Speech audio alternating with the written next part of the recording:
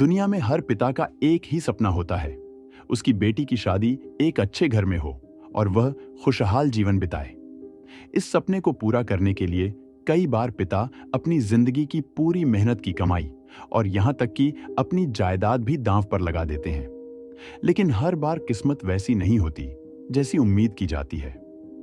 ये कहानी भी एक ऐसे ही पिता की है जिसने अपनी बेटी की खुशी के लिए सब कुछ न्योछावर कर दिया। लेकिन बदले में क्या हुआ, जानने के लिए वीडियो को अंत तक जरूर देखें। यह कहानी भारत की राजधानी दिल्ली के पालम इलाके के साधनगर से शुरू होती है।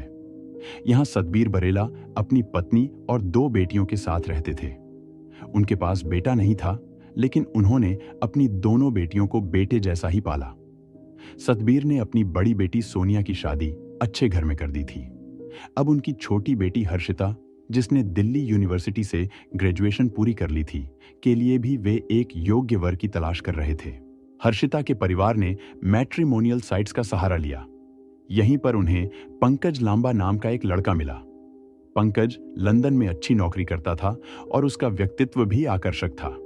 सतबीर और उनके परिवार ने सोचा कि यह हर्षिता के लिए एकदम परफेक्ट मैच है। पंकज की प्रोफाइल और बातचीत इतनी भरोसेमंद लगी कि सतबीर ने अपनी बेटी की शादी तय कर दी। इस शादी को भव्य बनाने के लिए सतबीर ने न सिर्फ अपनी जिंदगी भर की जमा पूंजी खर्च कर दी, बल्कि अपनी पुश्तैनी जमीन भी बेच दी। लेकिन क्या यह फैसला सही था? क्या सतबीर और उनकी बेटी को वह खुशियां मिली जिनकी उन्होंने उम्मीद की थी? आगे की कहानी में ऐसे राज खुलेंगे जो आपको झकझोर कर रख देंगे। बने रहिए इस वीडियो के साथ, क्योंकि असली मोड़ अभी बाकी है। पंकज लांबा का परिवार इंडिया में ही रहता था, इसलिए हर्षिता के घर वालों ने बातचीत आगे बढ़ाई। सब कुछ ठीक लग रहा था और जब हर्षिता ने पंकज से बात की तो उसे भी पंकज पसंद आया। अब बस इंतजार था पंकज के इंडिया लौटने का। 2023 में जैसे ही पंकज इंडिया आया, हर्षिता के घर वालों ने फौरन शादी की तैयारियां शुरू कर दी। शादी भी ऐसी जो तेजी से हो गई। छठ मंगनी पट ब्याह। सबसे पहले उनकी कोर्ट मैरिज हुई। वजह, लंदन के वीजा के लिए मैरिज सर्टिफिकेट जरूरी था। अब आया साल 2024। हर्षिता का वीजा भी तैयार हो गया और पंकज फिर इंडिया आया। लेकिन इस बार शादी को भव्य बनाने की तैयारी थी। आप सोच रहे होंगे, दूसरी बार शादी क्यों? पहली शादी कोर्ट मैरिज थी, लेकिन दूसरी बार यह शादी भारतीय रीति रिवाजों और सभी रिश्तेदारों की मौजूदगी में हुई। 23 मार्च 2024 का दिन था जब हर्षिता और पंकज की धूमधाम से शादी संपन्न हुई। हर्षिता के घर वाले बहुत खुश थे। उसकी बड़ी बहन भावुक भी थी और खुश भी, क्योंकि दोनों बहनों के बीच गहरा रिश्ता था। 30 अप्रैल 2024 को हर्षिता ने अपने सपनों की उड़ान भरी, लंदन के लिए। वह अपने पति पंकज के साथ लंदन के उनके खूबसूरत घर में रहने लगी। शुरुआत में सब कुछ परफेक्ट लग रहा था। हर्षिता के चेहरे पर खुशी और दिल में नए जीवन के सपने थे। लेकिन क्या यह खुशी हमेशा के लिए थी? लंदन की इस नई शुरुआत में क्या सब कुछ वैसा ही था जैसा दिखता था? जो आगे होने वाला है वह आपको झकझोर कर रख देगा। लंदन में रहने के बावजूद हर्षिता अपनी फैमिली से जुड़ी रहती थी। हर दिन वीडियो कॉल पर अपने माता पिता से बात करती, जैसे दूरी के बावजूद सब करीब हो। टेक्नोलॉजी का यही तो फायदा है। चाहे लंदन हो या अमेरिका, अपनों से दूरी महसूस नहीं होती। लेकिन हर्षिता के केस में ये वीडियो कॉल्स कुछ सामान्य नहीं थे। हर बार जब हर्षिता वीडियो कॉल पर होती, थोड़ी ही देर बाद कॉल अपने आप कट जाती। यह अजीब था। शुरुआत में किसी ने ध्यान नहीं दिया, लेकिन धीरे धीरे हर्षिता का अपने परिवार से बात करना कम होता गया। पहले हर दिन कॉल होती थी, फिर हफ्तों का गैप आने लगा। आखिरकार कई दिनों बाद हर्षिता किसी तरह अपनी बड़ी बहन सोनिया से संपर्क करती है। जो उसने बताया वह किसी बुरे सपने से कम नहीं था। उसने सोनिया को रोते हुए कहा कि पंकज उससे अच्छा व्यवहार नहीं करता, बल्कि बात इतनी बिगड़ चुकी थी कि वह हर्षिता के साथ मारपीट करता था। यह हिंसा एक दिन की नहीं, बल्कि हर दिन की कहानी बन चुकी थी। जब हर्षिता की मार सहने की ताकत खत्म हो गई तो हर्षिता ने हिम्मत जुटाई। 29 अगस्त 2024 को वह स्थानीय पुलिस स्टेशन पहुंची और पंकज के खिलाफ घरेलू हिंसा की शिकायत दर्ज की। इस मुश्किल घड़ी में उसकी मदद उसकी एक पड़ोसन ने की। पड़ोसन ने पुलिस को बताया कि वह अक्सर हर्षिता के घर से रोने और चिल्लाने की आवाजें सुनती थी, लेकिन चूंकि वे पंजाबी में बोलते थे, वह समझ नहीं पाती थी कि क्या हो रहा है। उसकी यह गवाही हर्षिता के लिए उम्मीद की किरण थी, लेकिन पंकज ने अपनी चालाकी का सहारा लिया। उसने पुलिस के साथ गुपचुप समझौता कर लिया, जुर्माना भरा और केस को रफा दफा करवा दिया। हैरानी की बात यह थी कि हर्षिता को पता भी नहीं चला कि केस बंद हो चुका है। धीरे धीरे ऐसा लगने लगा था कि हर्षिता और पंकज के बीच सब कुछ ठीक हो रहा है, लेकिन जो दिखता है जरूरी नहीं कि वो सच हो। 10 नवंबर 2024 की रात हर्षिता अपने घर वालों से वीडियो कॉल पर बात कर रही थी। उसकी आंखों में खुशी थी और वो अपने पति के लिए डिनर तैयार कर रही थी।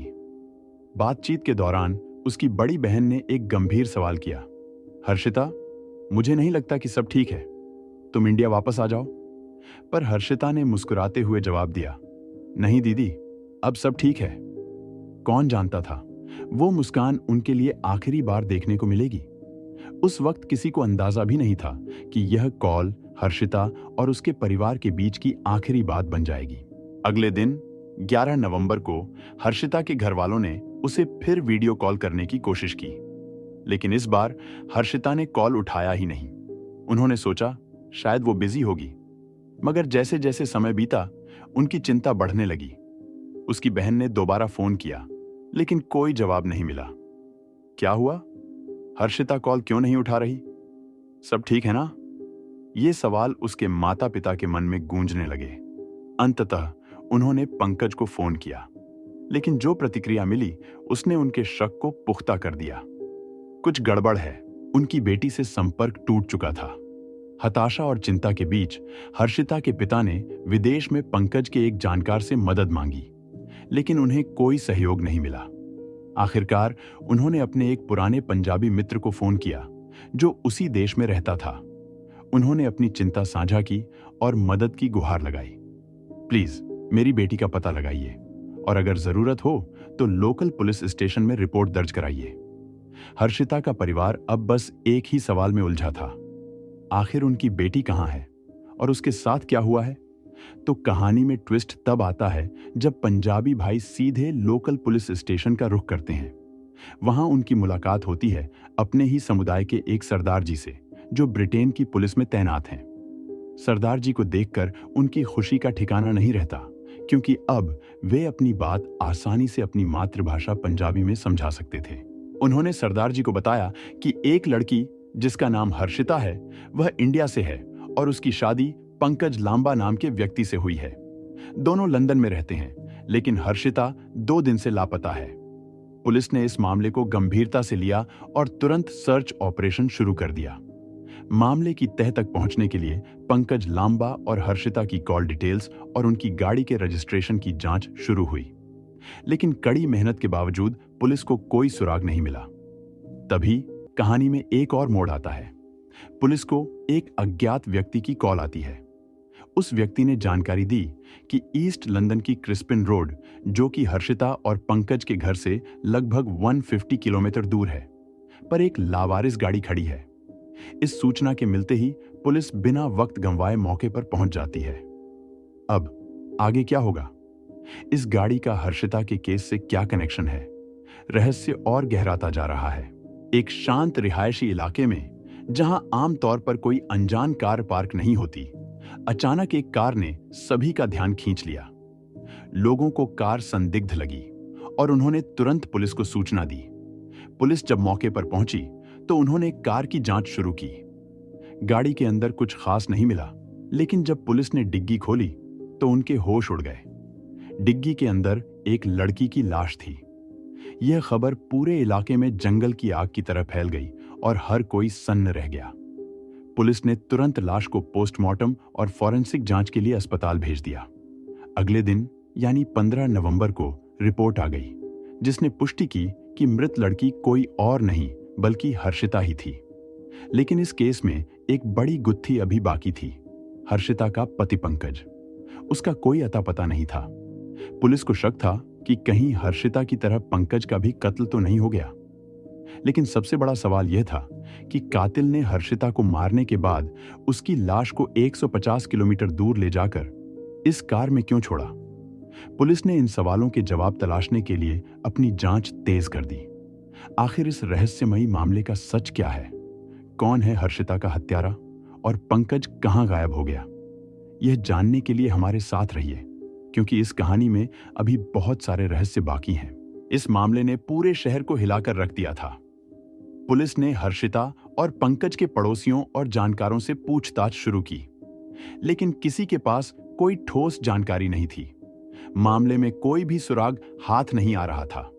तब पुलिस ने अपनी जांच का दायरा बढ़ाया। एक टीम ने इलाके में लगे हर एक सीसीटीवी कैमरे की फुटेज खंगालनी शुरू की। वहीं दूसरी टीम ने हर्षिता और पंकज के कॉल रिकॉर्ड्स मंगवाए।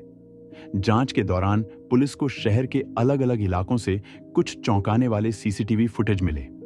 इन फुटेज में पंकज को साफ तौर पर देखा जा सकता था। और सबसे सनसनीखेज बात यह थी कि जिस जगह पर कार की डिक्की से हर्षिता की लाश बरामद हुई थी, वहां के एक कैमरे में भी पंकज नजर आया था। पुलिस का दावा है कि यह फुटेज उस समय का है जब पंकज हर्षिता की लाश को कार में छोड़कर वहां से भाग रहा था। उसके बाद दूसरे फुटेज में पंकज को शहर के अलग अलग इलाकों से होते हुए बाहर निकलने की कोशिश करते हुए देखा गया। आगे की जांच में पता चला कि वह कार जिसमें हर्षिता की लाश मिली थी, हर्षिता और पंकज की ही थी। यह खुलासा होते ही मामला और भी पेचीदा हो गया। जब सारे सबूत इकट्ठा हो गए और मामला जटिल होता गया, इसे स्पेशल क्राइम यूनिट को सौंप दिया गया। इस मामले की गुत्थी सुलझाने के लिए 7 अनुभवी डिटेक्टिव्स को जिम्मेदारी दी गई। और फिर 17 नवंबर 2024 को एक ऐसा दिन आया जिसने सबको चौंका दिया।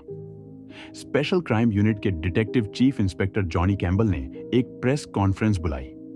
इसमें उन्होंने एक सनसनीखेज खुलासा किया। हर्षिता की हत्या के पीछे कोई और नहीं बल्कि उसका अपना पति पंकज लांबा था। जॉनी कैम्बल ने बताया कि हत्या के बाद पंकज ने न सिर्फ लंदन बल्कि पूरे इंग्लैंड से फरार होने की कोशिश की, लेकिन अब उसे पकड़ने के लिए इंटरनेशनल सर्च ऑपरेशन शुरू कर दिया गया है।